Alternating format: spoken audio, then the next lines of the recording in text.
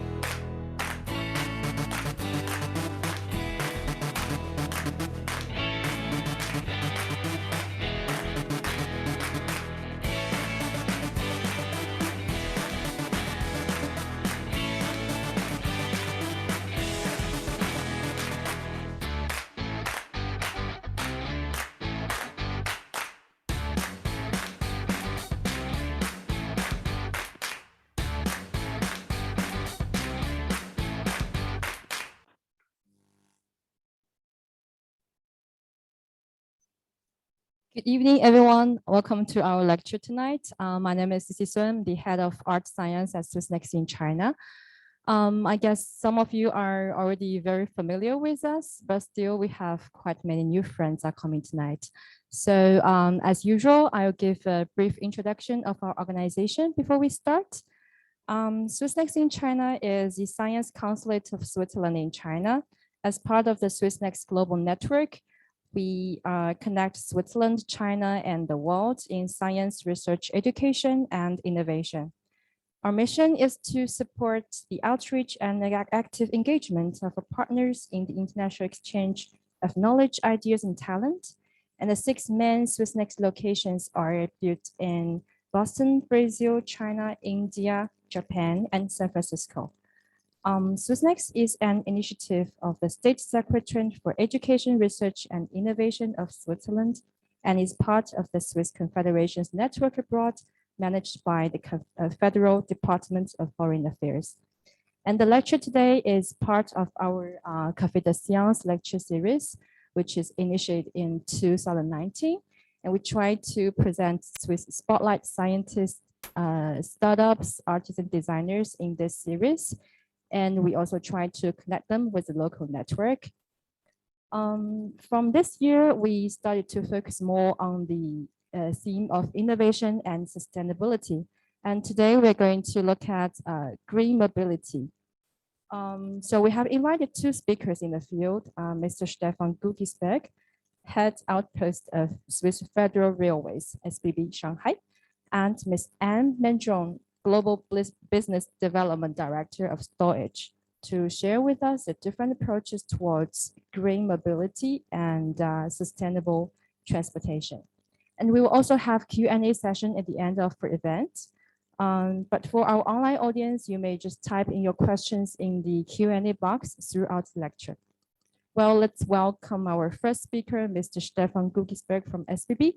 SBB is the most important player in the public transport sector in Switzerland, and Stefan will introduce the company's initiatives in moving towards a more climate-friendly business. Stefan, the floor is yours.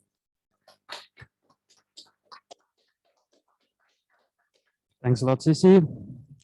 Ladies and gentlemen, on site, dear audience, online, it's a pleasure for me to be here and present the initiatives of the Swiss Federal Railways.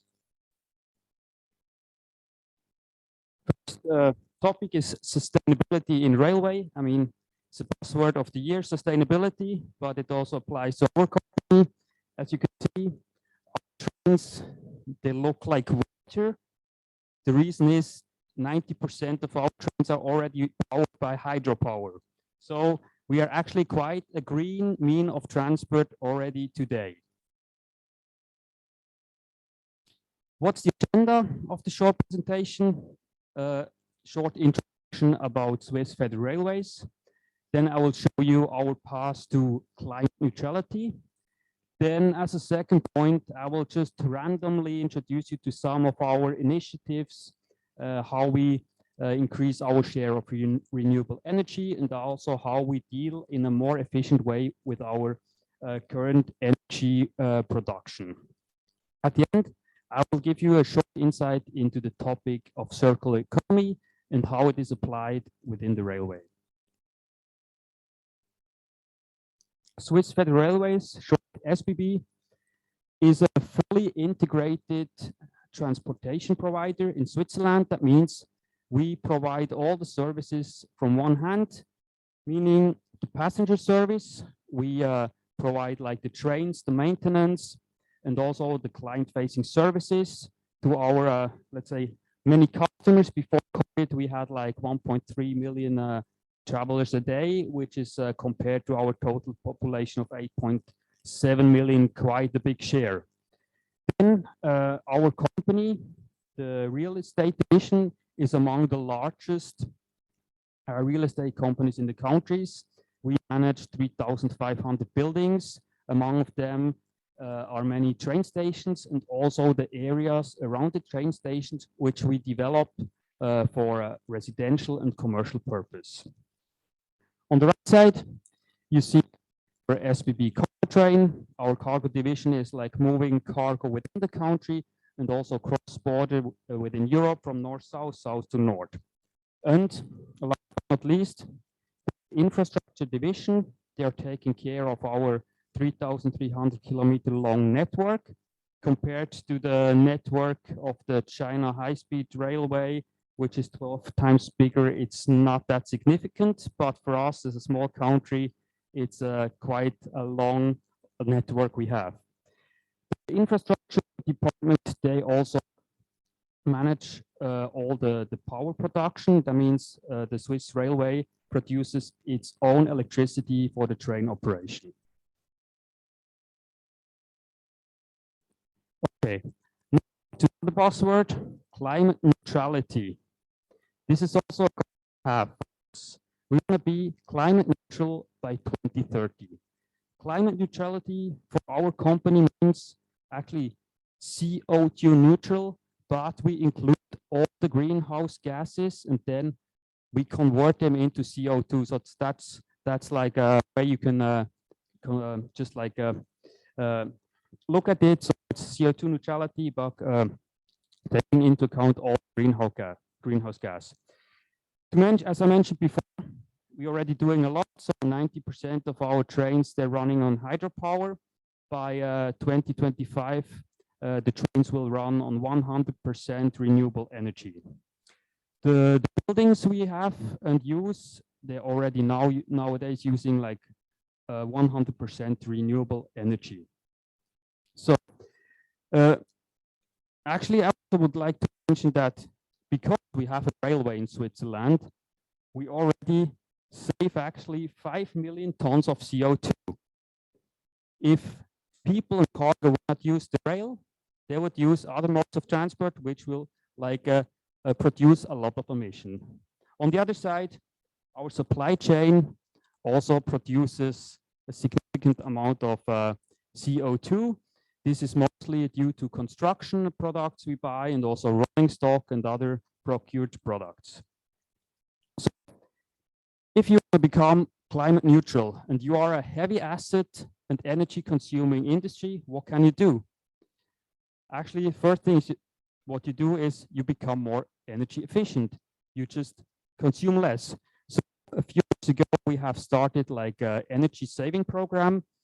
So till 2030, SBB has the goal to save 850 gigawatt hour of electricity, which corresponds like to the consumption of 212,000 households in Switzerland. Half of the goal is already reached, so but still quite a way to go till we meet the 850 gigawatt. Then the next step on the pyramid is switching to renewable energy sources. For instance, for our heating systems in the buildings, currently there's still some oil heating, so when we replace them, they will be replaced by renewable energy sources. Our road vehicles, which still run, some of them with combustible engines, they will be replaced by electric vehicles. Our switch heating systems that use gas will also be changed to electric switch heating. So at the end, by 2030, we will have reduced our own emission by 50%, but that's still not enough. So at the end, we will still like compensate with CO2 certificates. Our goal is like to support projects that involve our supply chain. So actually, we can also reduce like our, let's say, the supply chain emission of CO2. The renewable energy is also a goal for 2030. We want to produce or use the solar power. So we have a lot of space on our buildings. As you can see, we want to install solar panels on our platform roofs and also on our railroad buildings. On our rail platform roofs, this looks like this. We have around like 800 of these like platforms, which not all of them can be occupied like with solar panels, but many of them can equip with it. So this still has a lot of potential to switch to renewable energy. This was like just covering a bit like what we do with regards to renewable energy. Now actually the topic of using your assets more efficient. We have like a power management program that actually faces the following challenge. On the left side, you see power consumption on a normal day in a city like Zurich. I think Shanghai will be the same. You see in the morning when people get up, go to work, energy or power consumption will increase. In the evening when people go back home, switch off the light, the power consumption will decrease. On the right side, you see one day power consumption at SBB. You can see it's full of peaks. So this is due to our synchronized timetable, meaning when the trains enter the train station, mostly all at the same time, they will break and the energy is recuperated into the power system. And then after the full hour or after half an hour, all trains will depart at the same time. So you need to manage like quite high fluctuations and peaks. What can you do?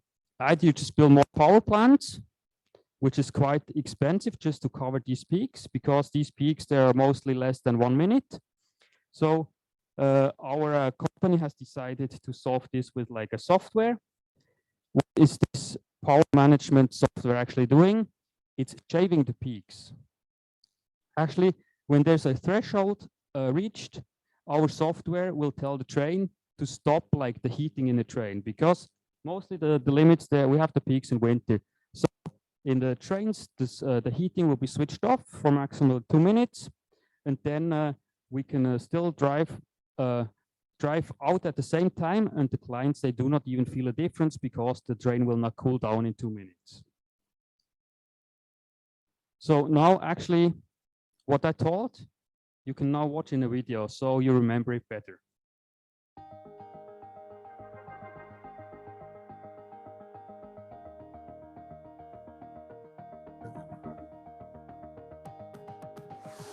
Train travel is environmentally friendly. SBB's trains are powered by electricity, 90% of which is generated by hydropower, and they are very energy efficient. In order to be able to transport large quantities of passengers and goods at the same time, they need high driving power. SBB's synchronized timetable means that lots of trains accelerate at the same time. At these times, the demand for power in the rail power network increases significantly. Deploying additional coaches and trains during rush hour raises the demand for power even further. In winter, an additional power demand comes from the heating of trains and points. When a particularly high amount of power is needed all at once, this causes very high peak loads in the rail power network for a short time. To make sure the network remains stable even in these situations, systems such as power plants and frequency converters must be capable of managing the peak loads at any time. But what will happen in the future when there are even more trains that are even more powerful than before, so that peak loads are even higher? Will we have to invest in new plant and equipment? These don't come cheap. SBB has therefore developed an innovative solution to the peak loads problem. A piece of software recognizes when a critical value is exceeded. Power consumers such as heaters are then deliberately switched off for a short time. The customers don't notice anything. The temperature inside the coaches doesn't change. The energy requirement is only shifted by a couple of seconds, up to a maximum of 2 minutes. With its load management innovation program, SBB is determined to cut costs and increase reliability in the rail power supply, while also contributing to Switzerland's energy strategy.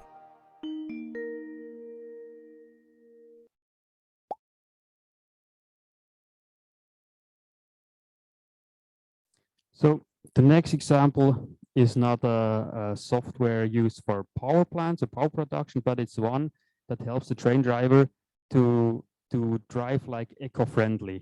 So we call it adaptive train control, and WePro. Actually, the adaptive train, or actually this, drive with a constant speed to your destination, because braking and accelerating increases the power consumption. So adaptive train control will give like the train driver on his tablet information what's the optimal speed. If there's kind of like a deviation from the plan, be it like there's like the track is occupied or any other incidents happen, so it will tell the train driver drive slowly, so you don't need to break down, but you can go at the slow speed constantly. And the other one is like actually also an optimizing driving profile, a WePro, that tells like after departure the train driver, actually now you drive at the speed of 98, then you will arrive on time at your destination, because most like timetables, they have some certain buffers, and for instance, if the train door is not working, whatever, so the train leaves later, needs to go a bit faster, but if you're on time, then you can just drive a bit slower.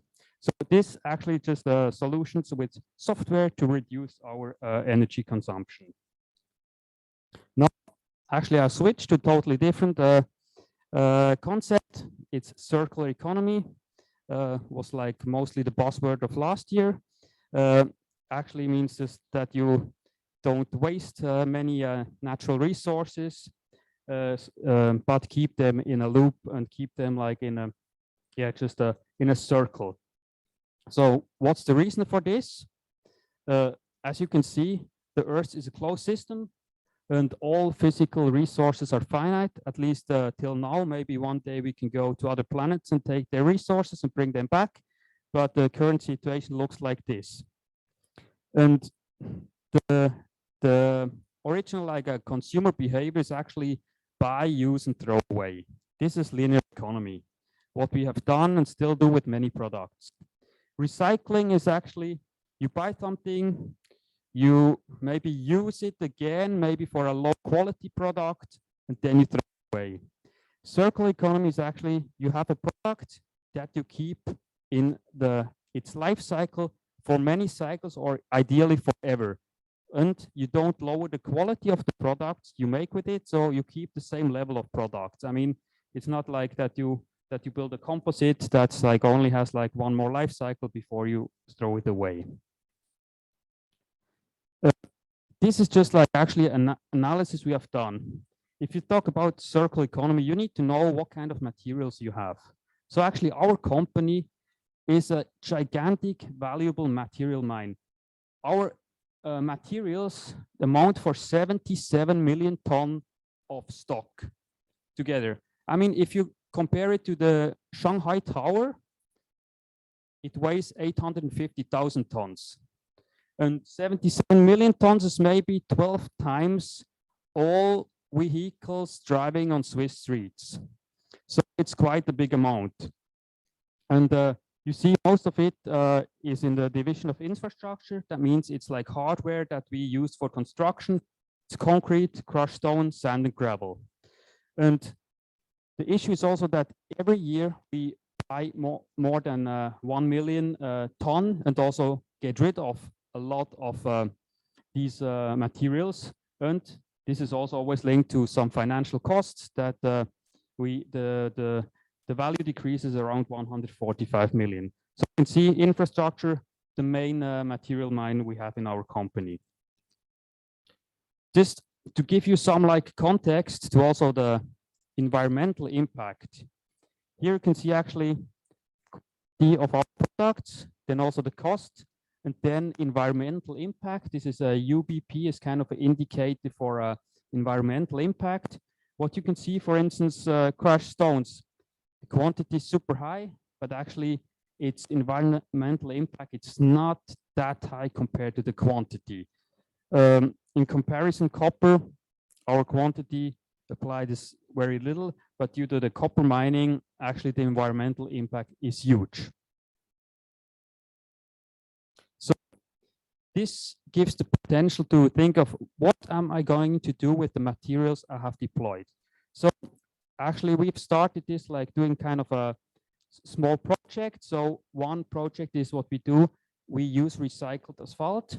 That means if we build a new like a platform, we use like up to 60% of recycled asphalt. That means we don't downgrade it, but we use recycling for a new product that has the same like quality.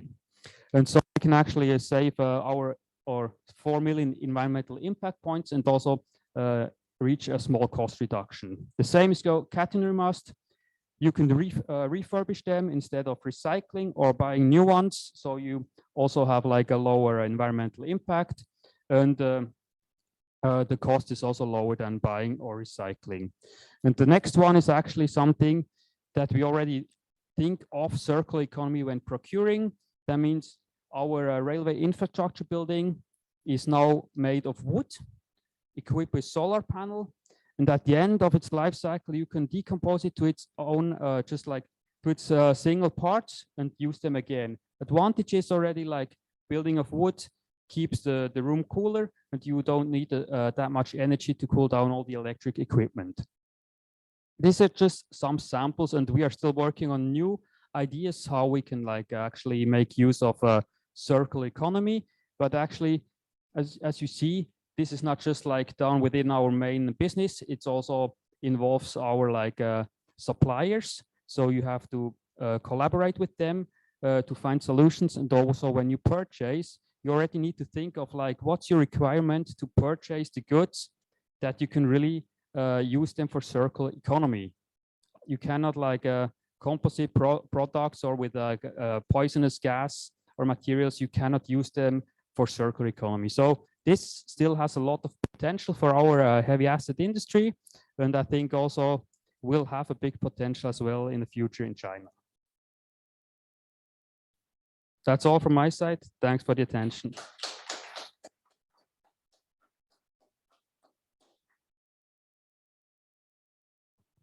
Thank you, Stefan. So we have the Q&A at the end. So let's move on to our second speaker, Ms. Anne Mandron from Stor-H. And Stor-H is an innovative company specialized in the development of low carbon disruptive technology standards for transport and energy. And Anne will talk about the company's investment in revolutionizing the technology to store hydrogen in a safer and cheaper way, offering a real alternative to fossil fuels. And she will give us an insight on the technology behind the product and how it can be integrated into the ecological system. Now let's welcome Anne. Thank you. Hello, can you hear me?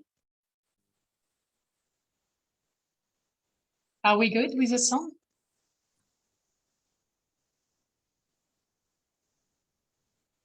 Hello. Yes. Hello, Anne. You can start. Okay, super. Thank you. So good morning, or maybe good evening for some of you. It's a real pleasure to be here today in this Café des Sciences organized by Swissnex. And a big thank you to Kathy and Cici for the organization, really. My name is Anne Mandron, and I'm the Global Business Development Manager of Stor-H. Put it simply, I am just coordinating your commercial efforts in your targeting countries, China, Morocco, and Europe.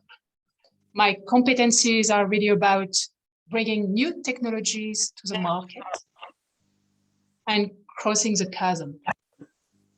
So the idea for the next 15, 20 minutes, if you don't mind of changing of slides, easy.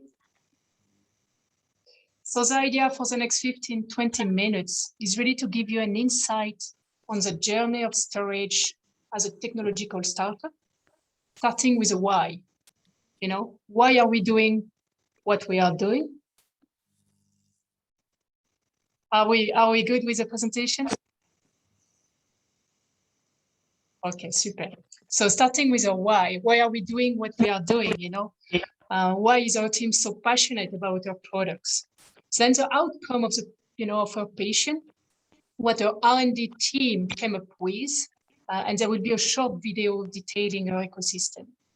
And to finish, I will shortly introduce you to our latest development in China, where we are at the moment and what we are trying to do. So let's crack on with it. If you don't mind of changing slides, super, thank you. For more than 20 years, Accius and Accius, our parent company, has been involved in the cleanup of thermic vehicles. They developed numerous technologies trying to decrease polluting emission at the exhaust of the cars and the trucks. 4 years ago, the founder of the company Stor-H, that you can see in this slide, decided to go a step further. They decided to develop an alternative to transportation in city centers that's fully decarbonized. And it was decided for a simple reason. First thing first, city centers are more and more polluted. Traffic is really one of the main reasons behind this pollution. There are more and more cars on the roads, meaning more pollution. There are more and more food delivery, good delivery. What does it mean? Traffic, increasing congestion.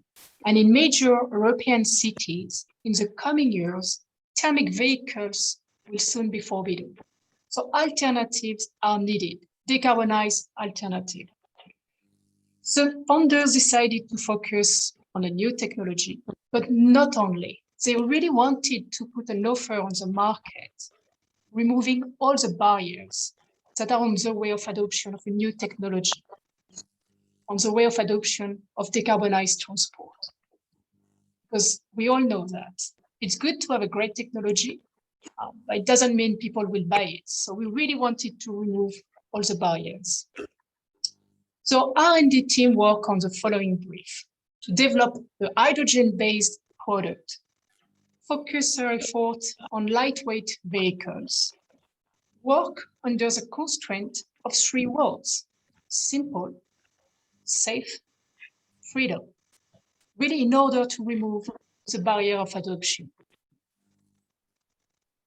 The objective was to have a technology so simple to use that it becomes a no-brainer for the users to go for a hydrogen vehicle.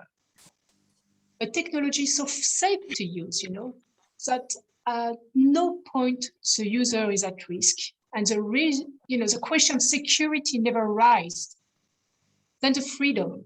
Why is the freedom? Because really we need to free the user of psychological burden. So the following classical question need to disappear. When I am going to charge, where I am going to charge, how long is it going to take me, to charge my vehicle? How many kilometers can I still do at the moment? So all the energy anxiety really need to disappear if we want people to use more and more decarbonized transportation. Next slide, if you don't mind. So it's really how a product Stor-H is born and the whole ecosystem around it. So you can see it in this slide. I will spend some time really explaining our products. Of course, I will stay at high level, so don't hesitate afterwards to ask some more questions. We are here for that. So to sum up the technology and the ecosystem we have a cartridge, storing hydrogen at low pressure. It can be used in any type of lightweight vehicles. This is a new energy standards. We have a powertrain kit, you can see on the right of the slide. It's a module, including a fuel cell, for the manufacturer of vehicles. It produces the electricity for the motors. Then we also have an innovative energy distribution system with vending machine, where you can swap your cartridge. You go with an empty cartridge and you're exchanging for cartridge that really are filling. You also have a home charger if you want to. Or the cartridge can be delivered to your home, like food delivery. So I suggest we watch a short video now to have a look at the whole ecosystem.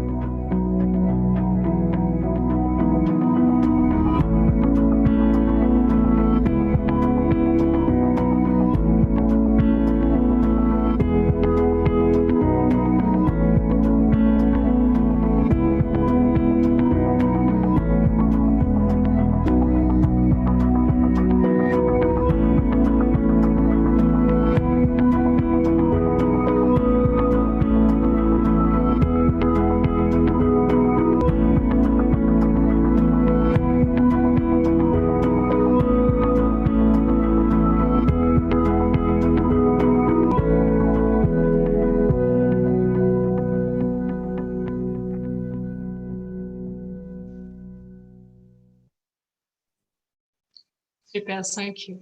So I don't know if you remember the three words. The first one, safety. How we did it? We have a cartridge storing hydrogen at really low pressure. It's around 10 bar. 10 bar, it's like what you have in a bottle of champagne. So it's nothing. We had the word simple to use. We have a simple object here that's really light, under 3 kilograms. That's quite small. It's just a bit longer than a can of Coca-Cola or any type of beverage. And most importantly, what you have, it's the same cartridge that's used for any type of vehicles. So you can have it in a bike, you can have it in a moped, you can have it in any type of vehicles. So in a couple of seconds, you are charging and ready to go once again. And the powertrain we develop is really, really easy to adapt for the vehicle manufacturers. The last word, freedom. One of the main barriers, for the people to go for decarbonized transportation is really the access to energy and the energy anxiety. That's why we came up with this distribution system, to try to make the life of the user as simple as possible and to free him from anxiety, energy anxiety. So in this slide, what you can see is a range of vehicles that are under development. The first line of vehicles on the top, all those vehicles will be tested next year in Geneva, Switzerland. The next question maybe is, how are we putting this on the market? What do we propose to our customers? So if you don't mind to change of slides, thank you.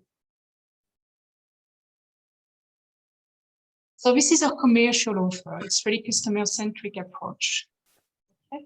The customer will pay a fees on a monthly basis. And in this monthly fees, you will get your insurance, maintenance, access to energy, leasing for the vehicles.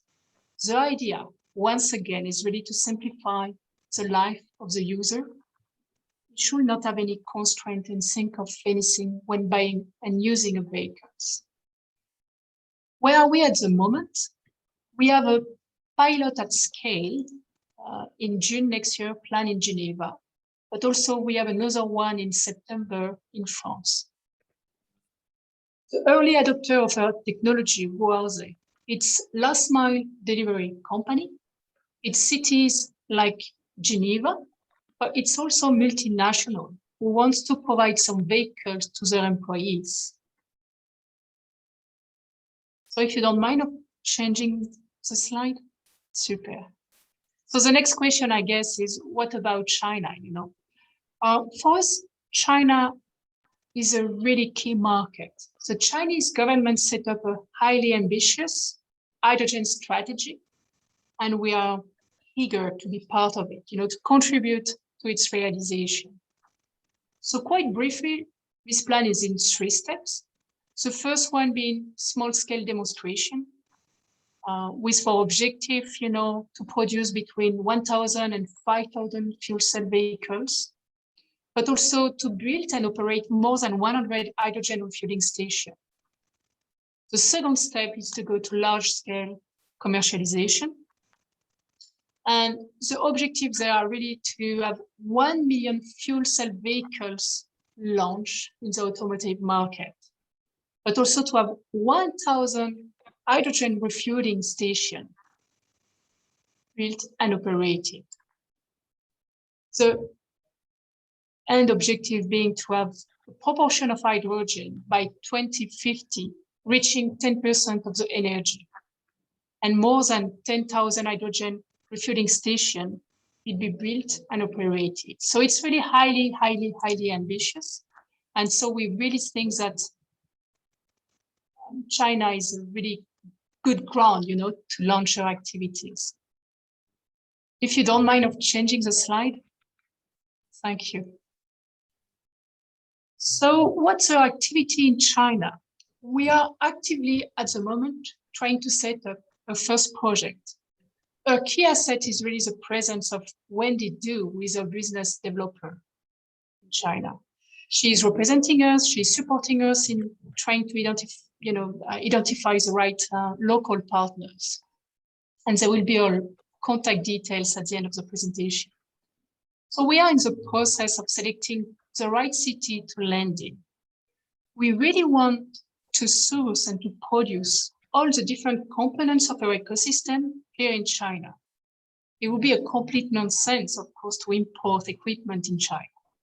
So we are in the process of selecting the right industrial partners, from the fuel cell production to the cartridge production, and so on.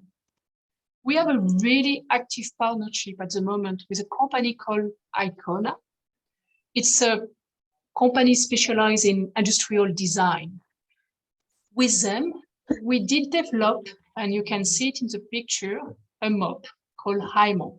Okay, this is the first vehicle we want to see in the street of Chinese city. And we presented with them the whole ecosystem in the CIIE, China Import Expo 2021. Most recently, we also had the honor to receive the Swissnex award for the most innovative startup. And we really appreciate the encouragement and support by the Swiss official authorities. Thanks to them, really, we get some good governmental and industry discussion and connection. So to conclude, the idea for the pitch was really to explain your desire to make a difference in the decarbonized transportation with a great product, but also, and most importantly, by an ecosystem removing all barriers, preventing adoption. The idea was to go in some detail in our technology and to let you know where we are in China. So I hope, this was indeed the case. And yeah, I guess it's time for the question.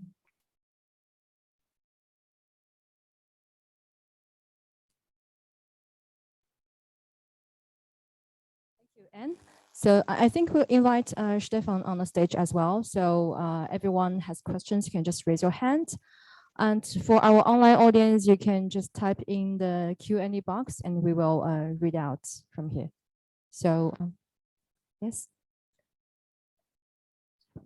Let's start asking tough questions. Hi, Alan Cho here.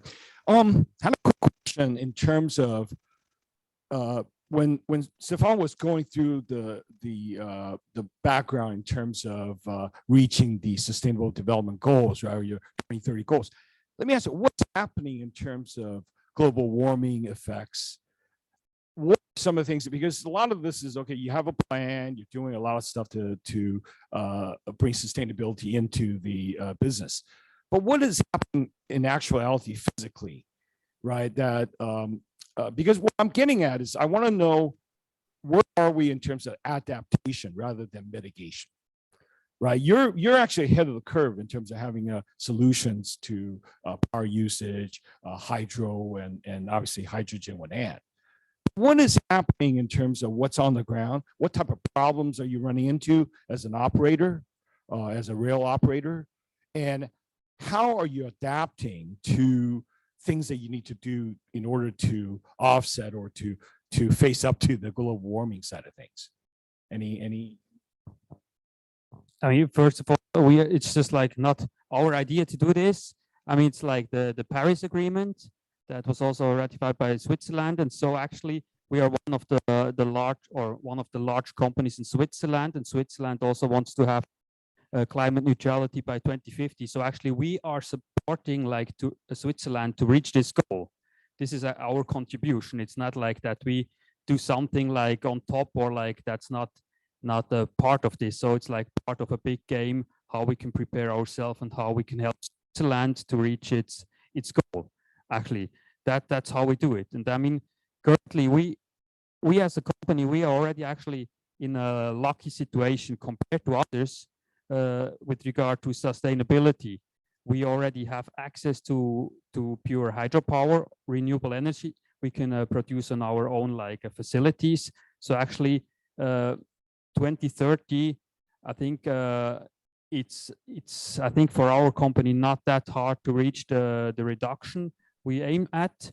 It's possible, but still there's some kind of especially like these technical gas that we don't have the solution yet. That's why we need to offset it, and then just like offsetting it, we as you saw, we have a lot of potential to do this in our like supply chain. To lead project, finance projects there where we like buy the products and help them to reduce it. So actually we have a lot of potential, and I think for our industry it's absolutely feasible, and it's not rocket science to reach it.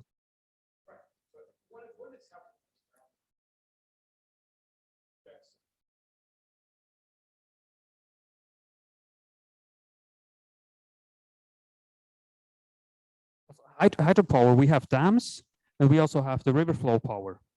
The dams, they exist, and we have them already. And so actually we currently, our company is not buying new or building new power plants. Currently, it's just still in construction, all finished. So we don't need additional infrastructure for the power production with regard to hydropower at the moment. Are you meeting up with overflown waterways, or, you know, I mean, every country is looking at certain issues. U.S. obviously, California with the drought heat, with more forest fires, with Texas, obviously major snowstorms coming from northern part of the continent, so that it creates power usage surges, as you were sort of alluding to. What are you guys facing up with in Switzerland? If you're lovely Switzerland, but what are you meeting up with as an operator, as a major rail operator on the ground? Anything? I think it's more like also country related question, not just a railway operator, but as a railway operator, for sure, we have like, if it's a dry season, our dams are empty. So that's one of the issues you can have. And we have also, you know, with one dams, we cannot, if it's shared dams or whatever, we cannot like move freely. We have like limitations from natural protection, that you cannot go below a certain level or not higher than a certain level. These are like limitations we have. Or in, let's say, I mean, the dams, they always filled in winter, so that can be that there's too much water, and then there's like a bit of flooding, and so you need to get rid of the power actually, or you cannot store the power. So these are just, I think it's not just like us as a railway operator, it's just the country as a whole. And I mean, the global warming impact, we also feel it. I mean, if you come to Switzerland, you see the glaciers that are not there anymore, for sure. But a melting glacier will not just provide you lifelong energy from the hydropower. So, but still, I think we face the same problems, but I think we still have the infrastructure currently that still allows us to deal at least with the energy consumption or the renewable energy we need. Do you think that the adaptation mindset, I just want to finish this off. I know this, but this is really important, because we, you know, with Glasgow, we were looking at mitigation, right? Still at the same stage of controlling global warming, right? But the idea is that, you know, a lot of countries like Amsterdam or like Netherlands, right? They're looking at adaptation, right? Living with certain effects of global warming, right? Is that a mindset in Switzerland, or is that something that is so unique to countries that are underwater? You know, what are we looking at in terms of that mindset? That's sort of the, I mean, question there. Like we are also adapting to it. I mean, we don't have this impact just like a Holland. We are not below sea level. So, but we also see like, for instance, like snow not appearing anymore, or like just like not there anymore in the ski resorts, for instance.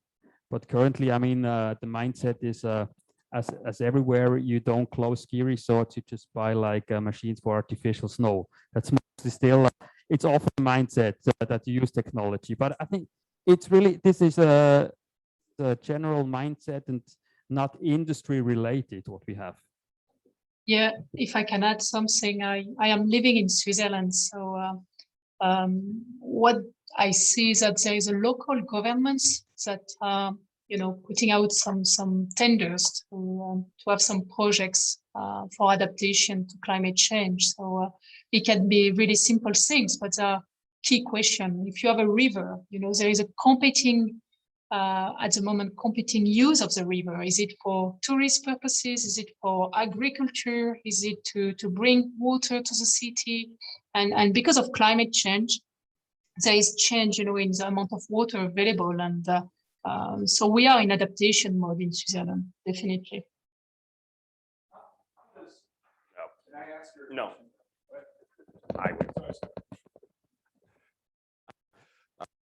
Just a question: the production, or if you prefer, what is the color of your hydrogen? Is it green, blue, yellow, dark?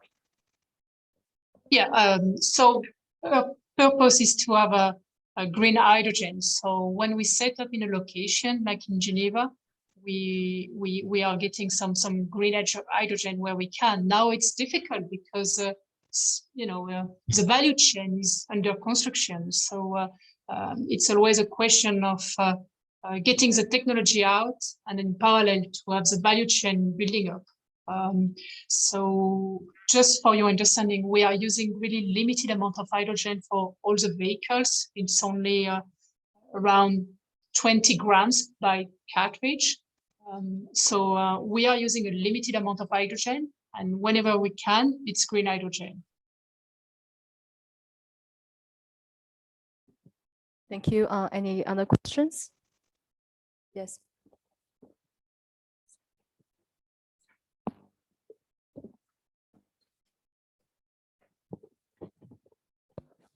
Hello, I have two questions. One question is about the hydrogen power. Like, do we need to invest a lot to build the new infrastructure or facility for hydrogen? Because I read about the lithium battery. They say like it actually can like those. Oh, sorry. Those those old like lithium battery cars, they can use the current facility like gas station to charge that battery. But if we want to go the hydrogen way, then we need to build a lot of new facilities and infrastructure, and it's very costly. And normally hydrogen is also related to like dangers, because because you need to like lower the temperature or adding a lot of pressure to keep it, to store it and transport it. So yeah, that's not. So your question is about the fact that we need to build up new infrastructure if we want to use hydrogen at a national scale or international scale, is it? Or what's exactly your question? Sorry, I didn't get it. My question is like a cost like of the facility, the new facility and infrastructure we need to build. Does it like, is it a like really large cost or?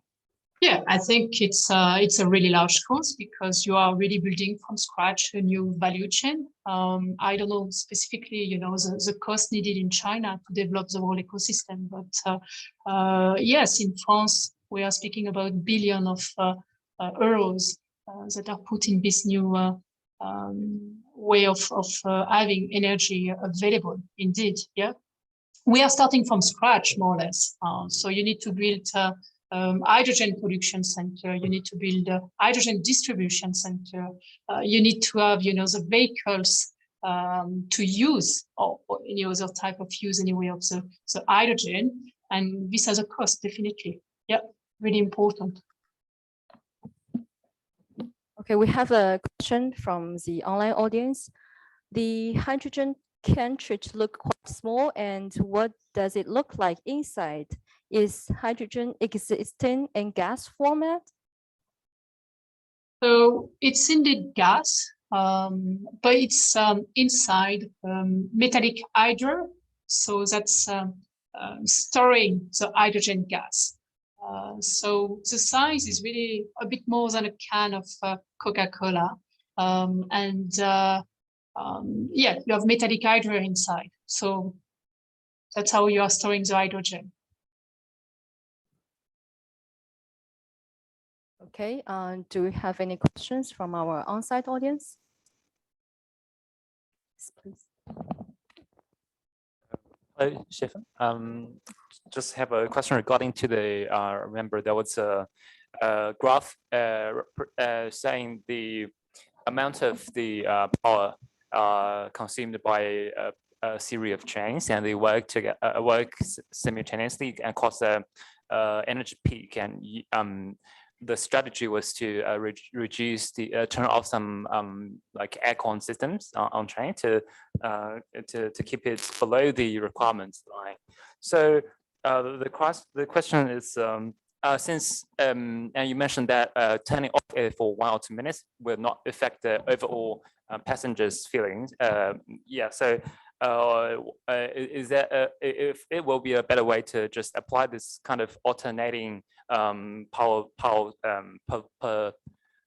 provide to the aircon like during the entire journey, but since it will overall not cause that much effect on the passengers' feelings or the experience? So that's the first question. So your question is whether we are not doing it all the time, also in summer? Yes, because so the trigger was the energy consumption above the line, right? So Yeah, it's like the peak power, you know. Right. It's just power. You know, we are just like, we need to provide a lot of power just to cover the peaks, and our peaks are in winter because of the heating also. Or in winter we need the heating. So in Switzerland it's like more power. We need more power in winter than in summer. So the peak is really in summer, where we then use like the heating to switch off. Okay. So actually, if it's like medium average temperature, the impact is not that big. And also our AC in summer doesn't consume that much power compared to the heating. And we have the existing infrastructure to cover these like power peaks. Right, thank you. So another confusion to me is that how did you keep the, what do we saw the very obvious peak showing up in the graph because of I think you mentioned like multiple trains they operating at the same time. Yeah. So why the strategy was made? I mean, in Switzerland we have a synchronized timetable. It was like implemented, I think, in '82. So it means like all the trains, they almost depart at the same time, so that they arrive before full hour. So actually that you can run to the next connection. This is like the way our actually timetable is built up, and that's why you need to cover these peaks. This is like the mindset of the Swiss traveler. Okay. I mean, otherwise you would like shift like the system, or like go away from this like a synchronized timetable. Also an option, but actually this is something like Swiss people are really proud of having it. Right. Yeah. So that is actually not the result from some sort of optimization algorithm, but just the maybe the customary or. I mean, this is like the best option also for the client. So if they have like, if they need to change, because unlike in China, we have gate-free system. So you just on a platform and you run to the next train. Right. So this actually this convenience the Swiss traveler wants to have, and this also enables like if all the connections like if you can reach the next train to anywhere, like this is kind of like the customer like actually requirement also, and what he is now used to have. Okay, so that's the optimality, right? Yes. Okay, thank you. Thank you. I actually have a question for Anne, because I think it seems quite complicated to implement the whole system in China. And it's not only depending on your own product, but also involves the design and product of the vehicles, and sometimes it involves the urban planning system. So where are you standing now in the Chinese market? So at the moment, we are still trying to find out the right city to land in, really. So we have quite a lot of connection with different type of cities, and we have different type of discussion. And so there is this first thing, we need to find the right city to have a pilot demonstration phase. In parallel with Wendy, we have a lot of discussion with different type of industry that could produce a fuel cell or the Cantridge and so on. So indeed, there is a whole ecosystem of industries together and work all together to be able to have the whole ecosystem in China. So it's indeed quite complex, but it's the right timing because there is really this willingness of the Chinese government to go for energy transition and toward a hydrogen solution. So we went to the Chinese, import finished last week, I think, or the week before. Anyway, there was so much interest actually from cities and industries for this technology. So yeah, it's complex, but we really believe and we have the feeling, speaking with people, that we have a chance to succeed. Yes, thank you. Yeah, we see a lot of challenges ahead, and we believe it's to go, but it's worth to try. It's part of the job. I think when you have a new technology and you are trying to penetrate a market, it's part of the adventure, shall I say. Okay, so if we don't have any questions, we will stop our session today. And for our on-site audience, we actually have a small networking apéro afterwards. So you can enjoy the dinner, no, not dinner, can enjoy the snacks, the Swiss snacks, and also to talk to our speakers. And for our online audience, if you still have questions, you can write to us at artscience.china@swissnex.org. So thank you, and we look forward to see you again in our upcoming events. Thank you.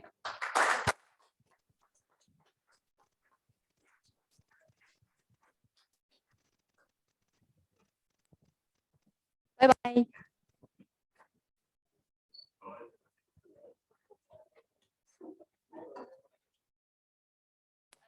那个